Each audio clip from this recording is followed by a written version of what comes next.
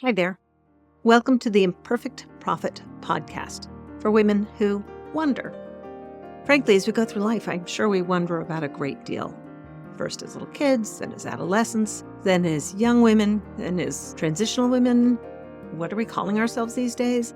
And then you get to this point in life, or my point in life, when you're postmenopausal and wondering what's next. Wondering if the parade already passed you by. Join me, Wonder Wendy. I'm going to be your host as we talk about some of these unique challenges that face women today in a new millennium, going through menopause and trying to live a rich, full life. There might even be a few men and younger women that want to listen in too. That's okay. But there's a roller coaster and we're all on it. And I'm going to be your guide to help you figure out when you should close your eyes, when you should hang on, and maybe we'll explore some ideas for what works for you if it doesn't work for me, or vice versa. So join the conversation, pick up your favorite beverage, and we'll talk to you soon. Welcome to the Imperfect Prophet. Hey there. Welcome to another episode of the Imperfect Prophet with me, your host, Wonder Wendy. I've got my water here, a little bit of freshly picked lemon in there, and I hope you're staying hydrated as well. This week, I want to talk about two things that are very scientific, but I'm not a very scientific person, so you know it'll go off the rails quickly. Time and temperature. Now, these are two things that are scientific terms. They are literally easily measured. So if that's the case, why does it seem so relative to what we're doing in our lives? You know, temperature. Growing up in Vermont, I would go swimming in the lake before Memorial Day and come out with apparently blue lips because I remember my father commenting upon that and think that was just fine and fun. Now that I live in Arizona, 70 degrees is still boots, jeans, and light sweater weather. What has happened? It's still 70 degrees. That is scientifically measurable.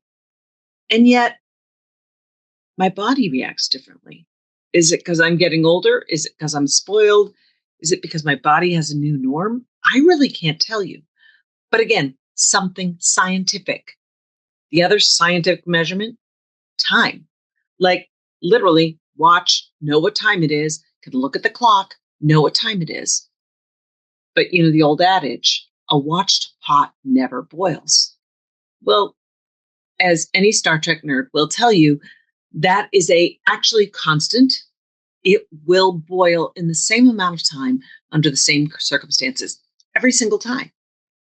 But if you're watching it and you're staring at it, it feels like it takes forever.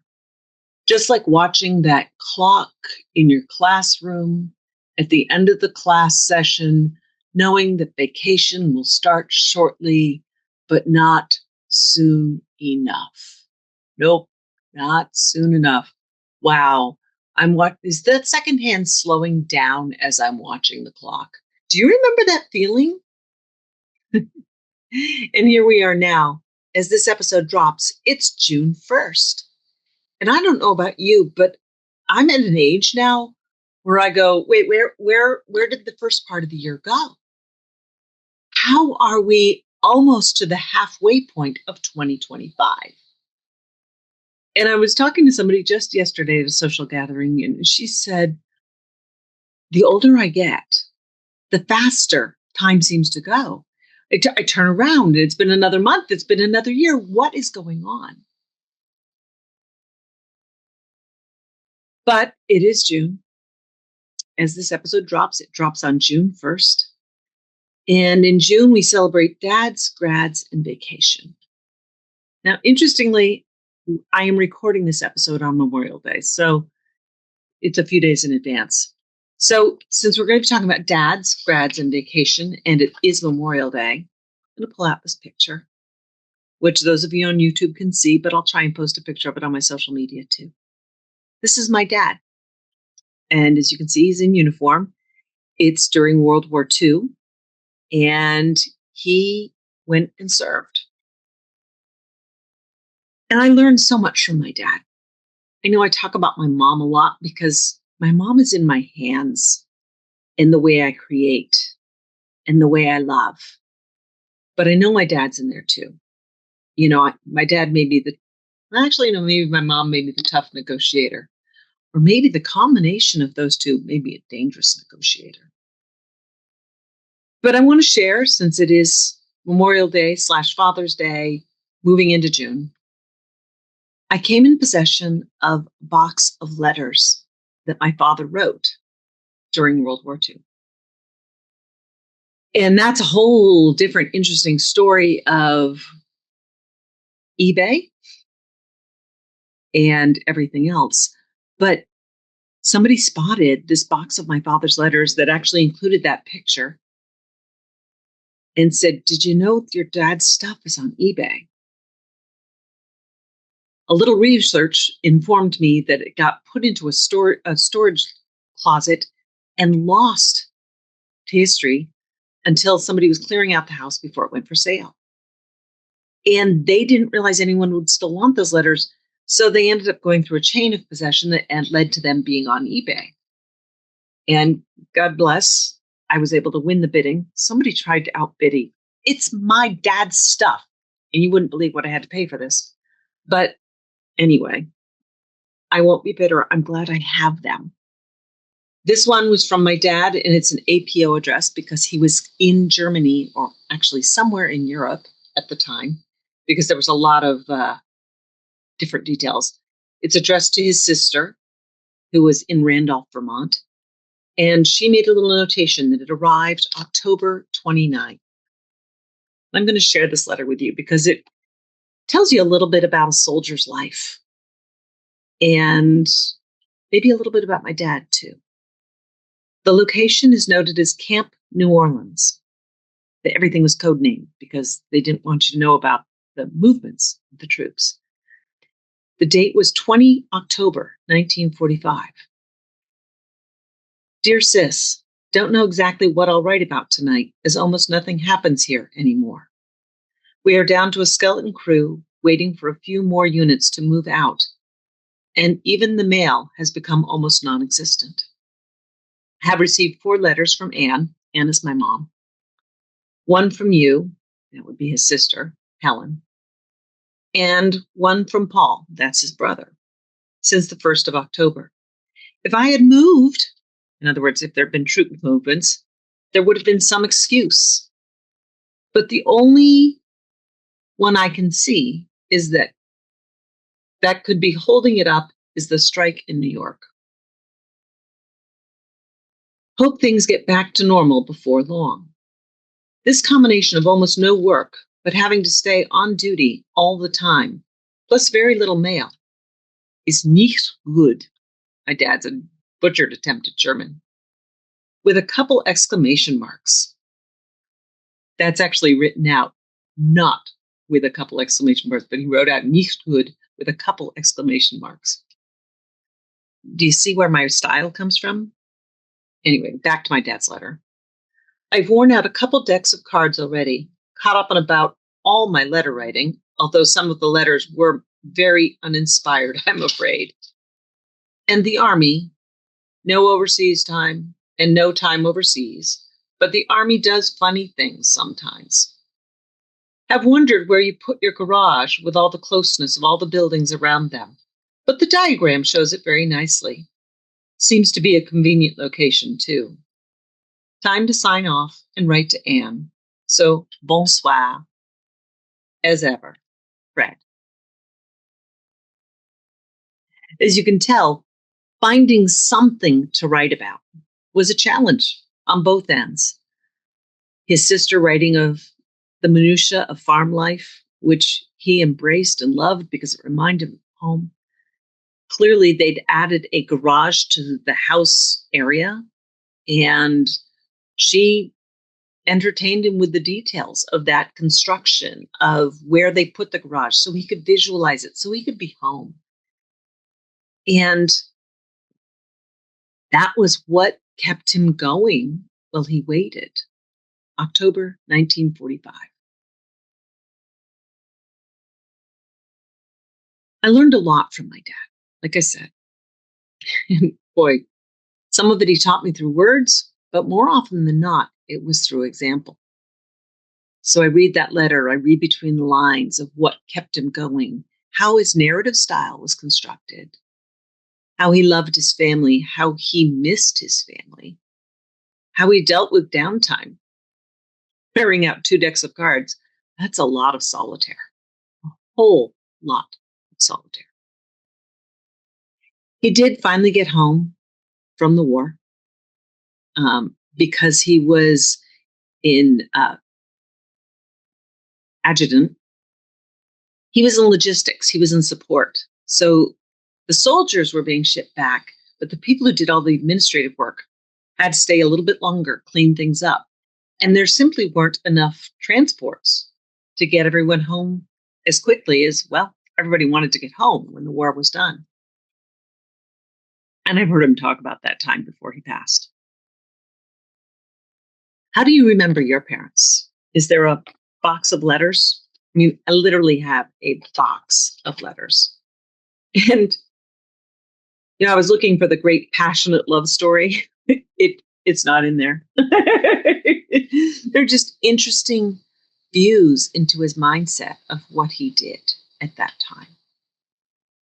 And I've written a great deal about my father. I was blessed that when he knew it was his time and he was in hospice care,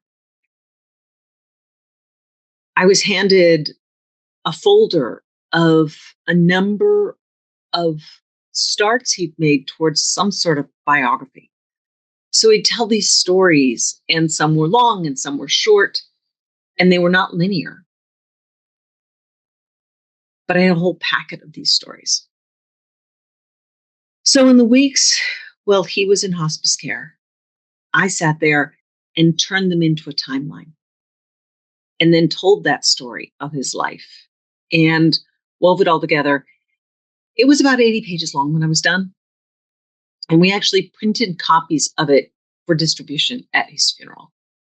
And I really kind of felt like I knew my dad better at that point in time because he was alive for over 40 years before I was even born. And of course, when you're a kid, what do you know about your parents? You know how they interact with you. You know how they hold you. They know how they love you. You see them interact with other people to a certain extent, but it's through a child's view, a child's lens. And I guess given that my parents had me so late in life, I'm very blessed to have had them well into this millennium and into my 40s. And I'm sad they're gone, but I know they were ready to go, so I let them go. Although my mom did haunt me. That's another story. Can we save that for October of this year? We'll talk about ghosts that haunt you when we get to October. So what else just happened in June? What else can we expect to have happening in June? Lots of graduations, although some have already happened. My high school graduation was in June, so I always associate graduations with June, even though college graduations happen in May. But sometimes the details get in the way of telling a good story, right? Now, graduating from high school was not a big deal in my family because my family, you were kind of expected to go to college. That was non-negotiable to a certain extent. So, graduations. What would I tell myself if I could go back and say, you got this? Yeah, that's probably what I would say. You got this. Because honestly, I don't want to warn her about a single thing. All the things that have happened have made this person right here talking to you today. And while I wish I could avoid some of the pain, taking a different path probably would have found different pain, different adventures. Is there an alternate universe version of Wendy that has done something completely different? Maybe. But that's her life, not mine. And I don't want to give up the things that made me me, even the painful things. They're there. I've dealt with them to as much as I can, and I've moved on.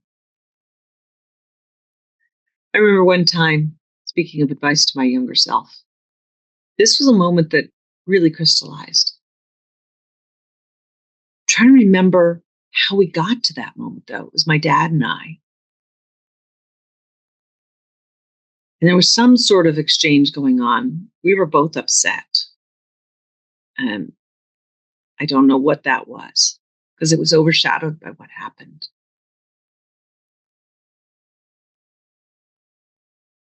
And I remember saying to my dad that one of my siblings had told me that the reason my parents fought so much was because of me.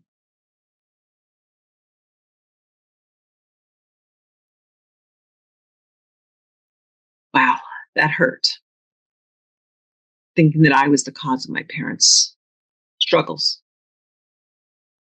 And the truth was, I was a teenager when my mom was going through menopause, and there was a lot of stress in the household because hormones were going whoo, in two different directions. I was a teenager, a hormonal, rebellious, dare I say, intelligent, which is sometimes dangerous, teenager. And my mom was struggling with her reality and her life as a menopausal woman. And there were fights. There are fights. When you're going through life, there are fights. Anyone who tells you their perfect marriage is perfect, be a little afraid. It's like Dorian Gray. There's something aging in the attic. It's not a pretty thing. So I would tell the rest of that story. I told my dad that that's what I'd been told. And he just started to cry. And he reached out his arms and he took me in his arms. And he told me he loved me. He didn't tell me I was wrong. He didn't try and make me think differently. He just let me know he loved me. And that's what the younger me and even the older me needs to remember. That even though things were never perfect, they were good. And if I remember those good things, life is good. So, dads, grads, oh, vacations. A lot of people start their vacations starting Memorial Day into June. Let's take that back to dad again in vacation. Remember a road trip we were on? And dad was really into doing some historical stuff. And remember that intelligent, rebellious teenager? Well, we've been in the car for quite some time. And this was before we had smartphones and before we had video playing devices. So we'd sung all the songs in the songbook that was in the car. And we'd been in the car for a long time. And dad wanted to do something history related, which apparently wasn't my jam. I can't even remember what the history thing was. I was probably being a little bit mouthy and complaining because, again, it was probably early teenager. Boy, what I wouldn't give to be back in that car today and listen to my dad's stories. I'm just bound and determined to make myself cry on this episode. But at this point, I was not ready to cry. I was a mouthy, obstinate teenager. And I remember at one point, dad slammed his hand into the steering wheel and said, "Damn it, we're going to have a good time." And so, under daddy's orders, we all did our best to have a good time. Not really the inspirational speech I needed, but it did put me in check. So dad taught me a lot of things. And vacations had their high points and their low points. We weren't big Disney vacation people. I have grown to love Disney because I've got to go many more times since I became an adult. But ours were largely road trips, dotted with interesting stops. And here's the funny thing. Now that I'm an adult, now that I'm of an age, I love a good road trip. Not just driving and driving and driving, because that gets boring, but driving a few hours, then going, that looks interesting. Let's stop there. And you try a new food, or you have a new experience, or you visit an interesting museum, or read the historical plaque. There's so much out there just waiting for you to stop and take it in. And my parents knew that when I was a kid, and I've learned it now. So younger self, that's another note to you. Your parents are going to get smarter the older you get. Mine have. I think my kids are starting to think I'm getting a little bit smarter now that they're getting older. I pray they are. And I try and share what I've learned. And I want to share this with you too, because I think a lot of you have had these same experiences. Maybe not down to the detail, but you've had parents that you learn things about as you get older and grow to understand where they came from and why they were the way they were. Things you didn't understand when you were a child because you took them at face value. You took the parent and how you interacted with them, and that was your truth. But your truth doesn't have to stay the same. Your moral compass, that should pretty much stay the same. But your truth, your perception of how things are, should always be evolving because the world is always evolving. We learn things. There was a time when we thought the world was flat. Well, not we, but some thought the world was flat. And then this one guy went, I don't think so. And he started coming up with reasons to explain it. Now, there are still some people who are stuck in the thought that the world is flat. I don't want to talk about them because those are not my listeners. We are not a flat earth society. We are a radical thought society. Bucket listers embrace the world as it is, not as you want it to be. Well, I'm going to take that back. Not as you thought it was.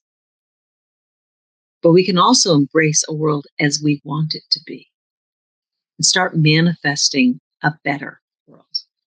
Because bucket listers have a weird little enthusiasm to them that the inconceivable might be conceivable and the impossible might be possible. I'm not going to say it will, I'm going to say it might be. So we are learning, loving, letting go as we celebrate June. How did we get to June? And the dads, the grads, and the delightful vacations, whether they are staycations, day trips. You know, I was just talking to a couple yesterday that goes out, they rent an Airbnb, and then they do little patterns around that Airbnb, finding what's available in that area. So there's all sorts of ways to experience the world around you. And you're going to be drawing on what your parents taught you. Maybe you'll be doing exactly what they did, and maybe you'll be doing exactly the opposite because you learned what they did didn't work for you.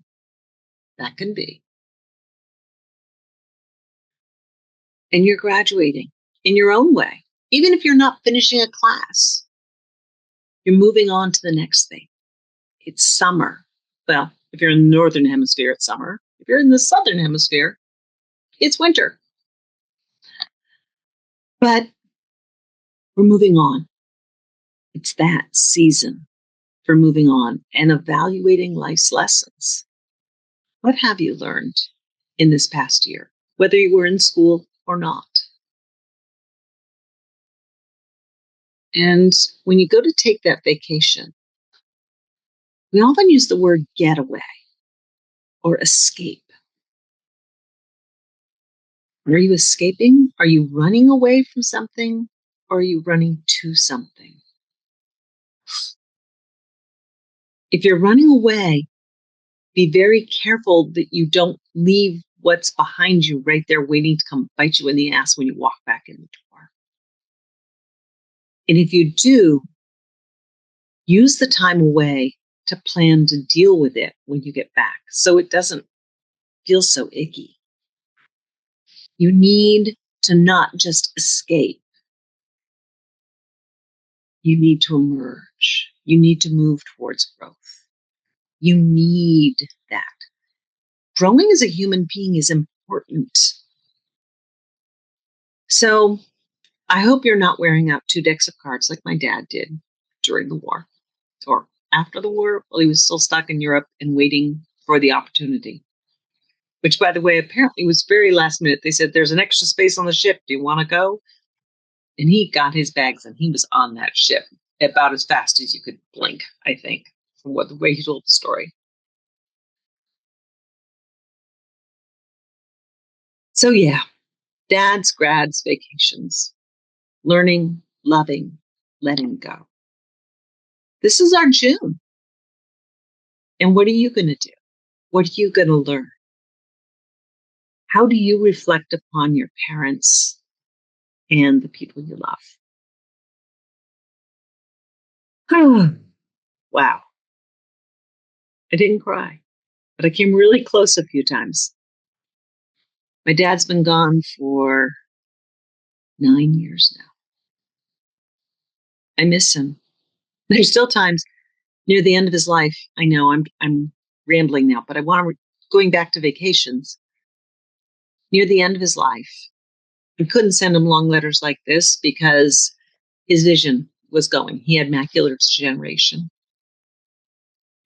And he couldn't travel anymore as much as he used to enjoy getting out in the car and driving around and exploring and taking trips. So everywhere we went, we bought postcards. And I would send him a postcard almost every day that I was away. Just a quick message to let him know I was thinking about him, what we'd done that day, fill in the blank. And there were people in the facility where he lived who would read them to him. And this was delightful because not only did he get to experience me, but then he had a conversation topic with the people who were helping care for him. And he'd put them on the dresser and he could remember and he could talk to it about the next person who came in. Wendy sent me a postcard from. And to this day, when we are traveling, if there's a rack of postcards, I instinctively reach for those postcards because I want to send my dad a message. And I can't send him a message anymore, but I'd like to think he knows I'm thinking of him and wanting to send him that postcard.